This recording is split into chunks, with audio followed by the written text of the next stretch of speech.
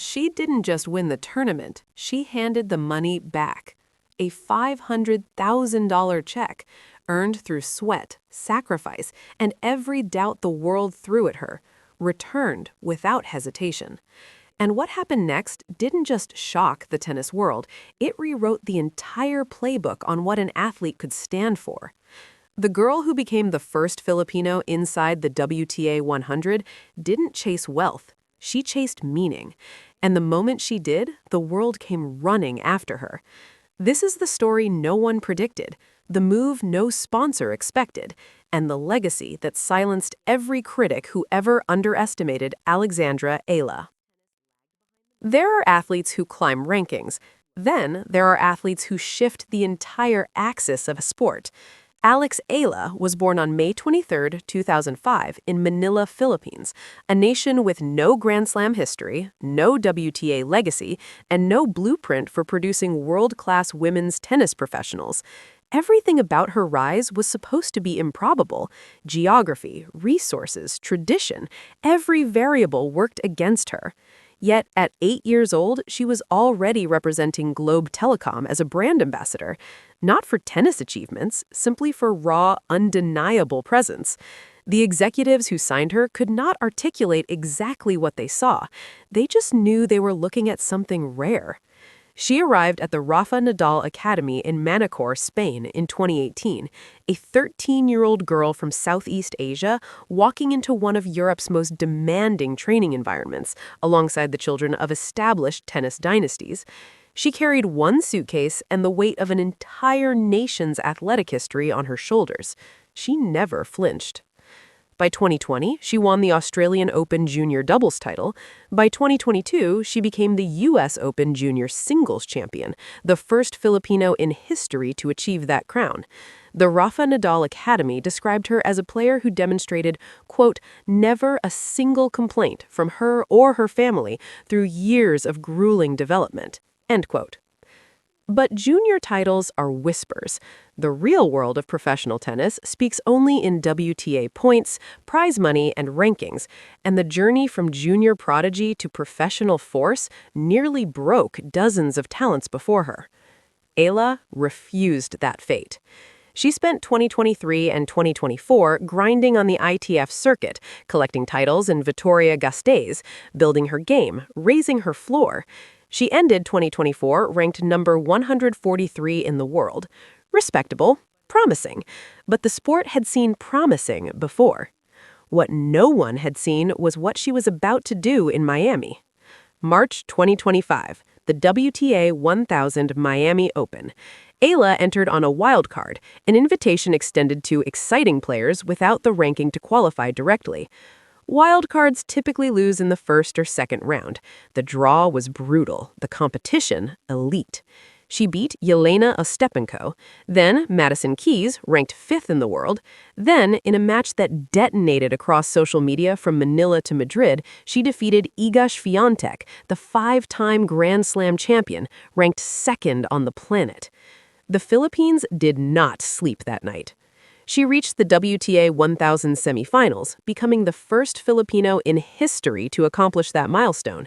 She finished the tournament ranked number 75. She had jumped 68 ranking positions in a single week.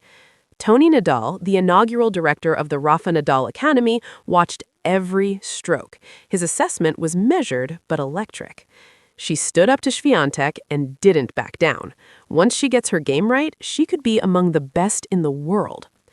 The world had finally noticed, but what they didn't yet comprehend was the depth of what Alexandra Eala was carrying inside.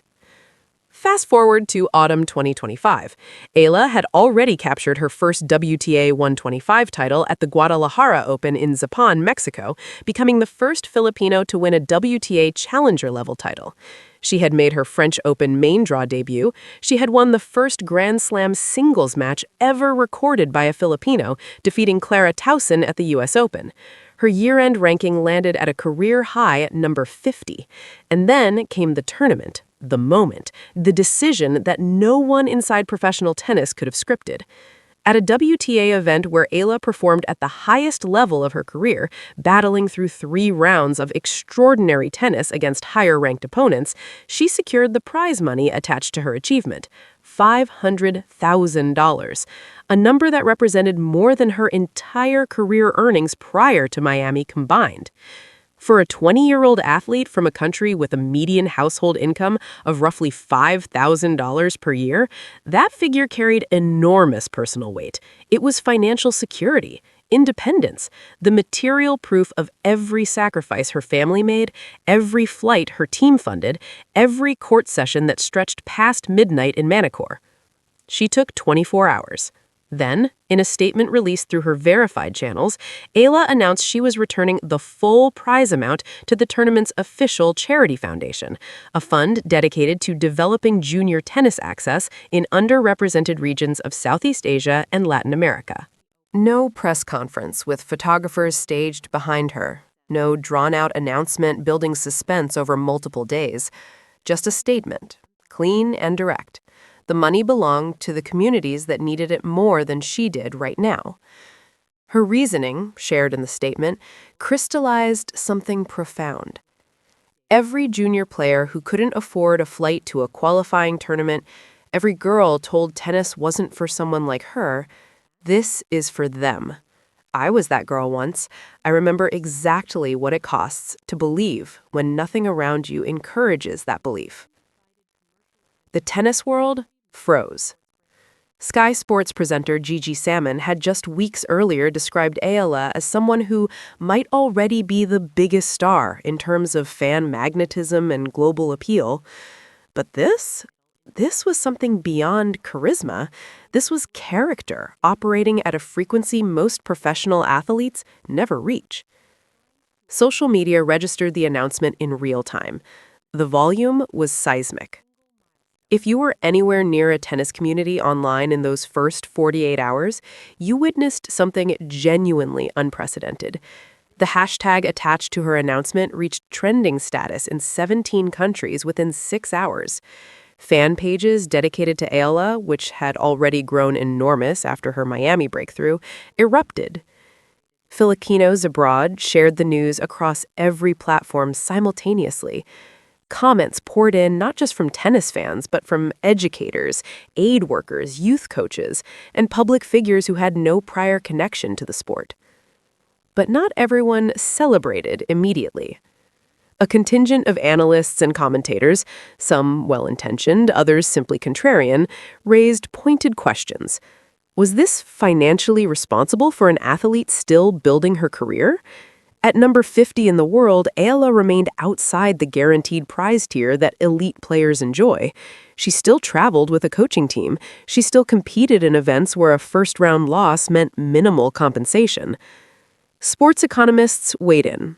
One widely shared opinion piece argued that returning prize money, while noble in sentiment, set a standard impossible for lower-ranked players to replicate, and inadvertently glorified financial sacrifice in a profession where female athletes earn less than male athletes across nearly every comparable surface. The debate split opinion sharply. Tennis journalist circles buzzed with the ethics of the decision. Was this an act of pure generosity, a calculated branding move, a cultural statement rooted in Filipino values of communal responsibility? Some commentators accuse the announcement of being performative philanthropy, charity designed for visibility rather than impact. Those voices grew quickly uncomfortable, however, because the scrutiny of Eala's motivations ran directly into the documented reality of her character. This was not an athlete with a history of spectacle. This was someone who trained for years in silence, won junior titles without press entourages, and gave interviews with a directness that felt almost disarmingly humble for someone of her ability. The disinformation angle also exploded in parallel.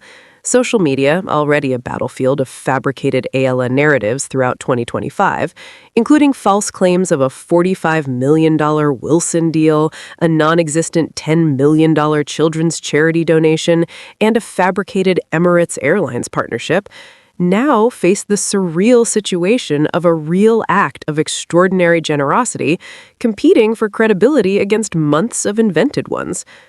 Fact-checking outlets that had spent the year debunking fictional versions of Eala's charity were now verifying an authentic one. The irony was not lost on journalists who covered both dimensions of her story. Her actual sponsors, Nike, Babolat, Globe Telecom, Bank of the Philippine Islands, and Locally Juice, remained conspicuously quiet in those first 24 hours. They were not quiet long. Here is where the story stopped being about tennis entirely. Within 72 hours of Eala's announcement, 3 of her existing sponsors issued statements. Not cautious, measured corporate releases protecting brand equity, genuine, emphatic declarations of expanded partnership. Nike, already her outfitter since 2019, the company that gifted her a Sampaguita hair tie for her Wimbledon debut, the brand that released a limited edition Eala-inspired shirt designed by Filipino artist Georgina Camus, announced a restructured deal. The figures represented a tripling of her previous annual commitment from the brand. Globe Telecom, the company that first signed a then 8-year-old Eala as an ambassador before the world knew her name, expanded its partnership with language explicitly connecting her decision to the values they'd identified in her as a child. A third major international brand, watching the cultural moment with acute commercial intelligence, moved fast.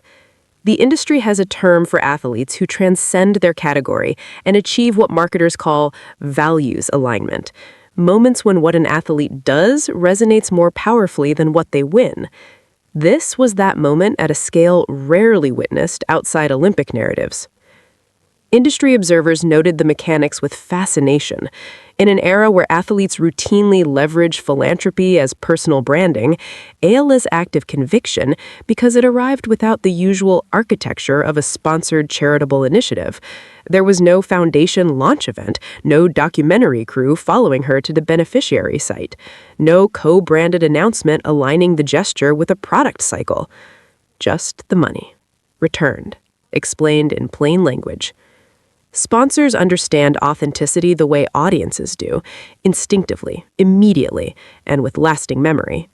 What Eala gave away in prize money, she recouped in something sponsors cannot manufacture regardless of budget. Genuine moral authority. The criticism did not dissolve.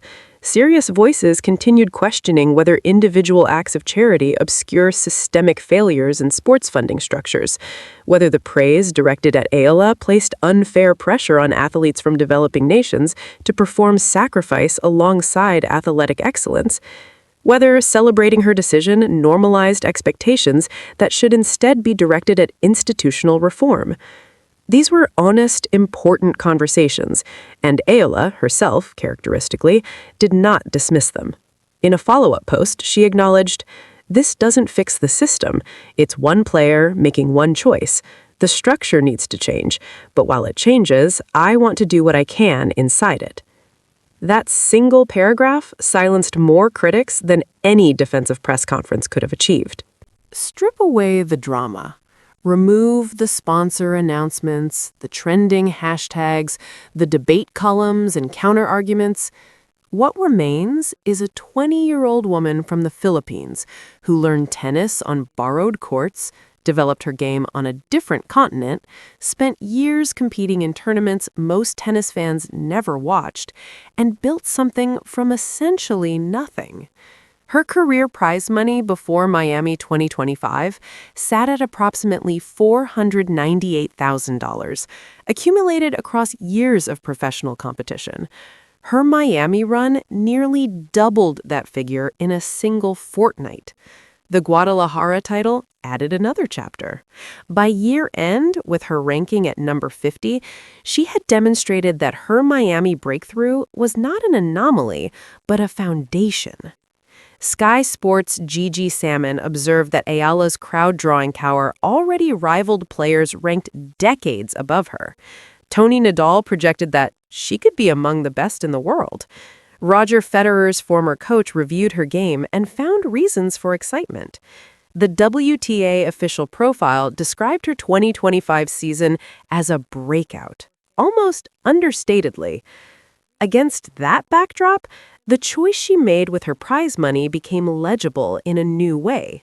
This was not a wealthy athlete distributing surplus funds. This was a player at the most pivotal financial inflection point of her career, choosing impact over accumulation at the exact moment when accumulation would have been entirely justified. The parallel to the disinformation campaigns that surrounded her throughout 2025 carries an uncomfortable irony worth examining.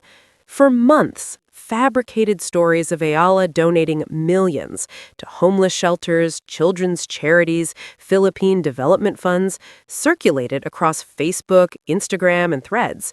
Those stories generated hundreds of thousands of reactions.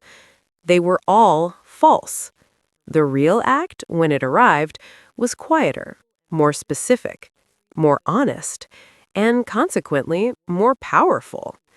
It confirms something the tennis establishment had been slowly processing since March, that Alexandra Eala represented not merely an athletic breakthrough, but a cultural one.